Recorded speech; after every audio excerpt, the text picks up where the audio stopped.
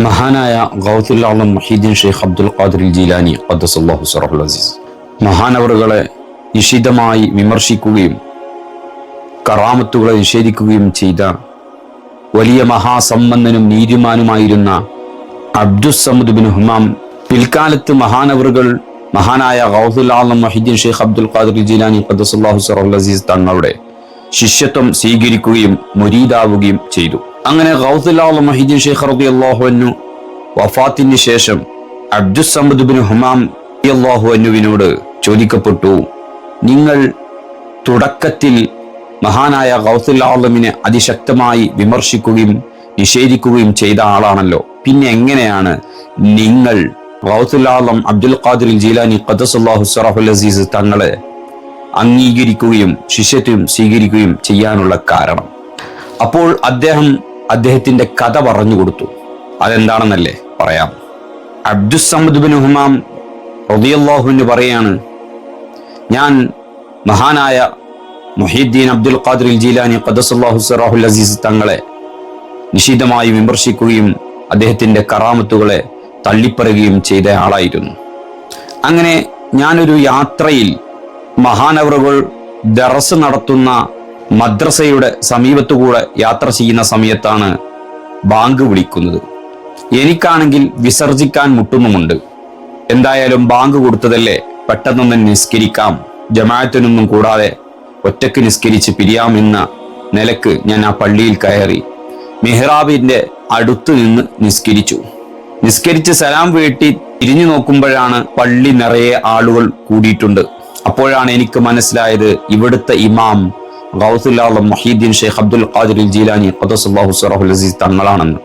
അങ്ങനെ ഞാൻ പോകാൻ എങ്ങനെ വഴി തിരയുന്ന സമയത്താണ് പെട്ടെന്ന് മുഹീദ്ദീൻ ഷെയ്ഖ് റളിയല്ലാഹു അൻഹു വന്ന് മിമ്പറിൽ കയറിയത്.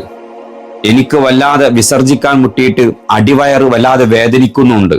ഞാൻ മരണപ്പെട്ടു വരെ പോകുമോ എന്നുവരെ ഭയപ്പെട്ടു. ആ രീതിയിൽ എനിക്ക് വയറുവേദനയും വല്ലാത്ത ബുദ്ധിമുട്ടും കയറിയിട്ടുണ്ട്.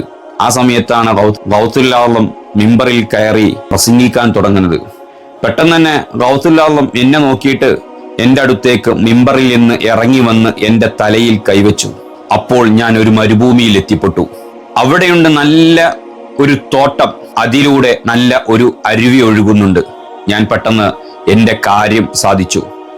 എന്നിട്ട് ആ അരുവിയിൽ നിന്ന് വുളു എടുത്ത് അവിടെ കണ്ട പാറപ്പുറത്ത് കയറി 2 റക്അത്ത് നിസ്കരിച്ച് ഞാൻ സലാം വീട്ടിയ സമയത്താണ് ഗൗസുൽ ആലം എൻ്റെ തലയിൽ നിന്ന് കൈയെടുക്കുന്നത്. അപ്പോഴുണ്ട് ഞാൻ നിന്ന അതേ സ്ഥലത്ത്. പക്ഷേ എൻ്റെ മനോവിഷമങ്ങളും എൻ്റെ വയറുവേദനയും എല്ലാം മാറിയിട്ടുണ്ട്. എനിക്കൊരു കുഴപ്പമില്ല.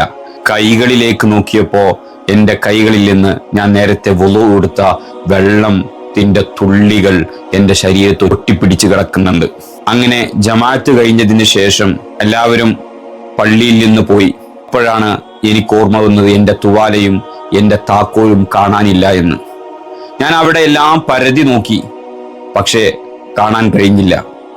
അങ്ങനെ ഞാൻ വീട്ടിലേക്ക് മടങ്ങി. വീട്ടിൽ പോയിട്ട് പുതിയ താക്കോലുണ്ടാക്കി ഞാൻ എൻ്റെ പെട്ടിയൊക്കെ തുറന്നു. പിറ്റേന്ന് തന്നെ എനിക്ക് അത്യാവശ്യമായി ഇറാഖുൽ അജമിലേക്ക് യാത്ര പോകാനുണ്ടായിരുന്നു.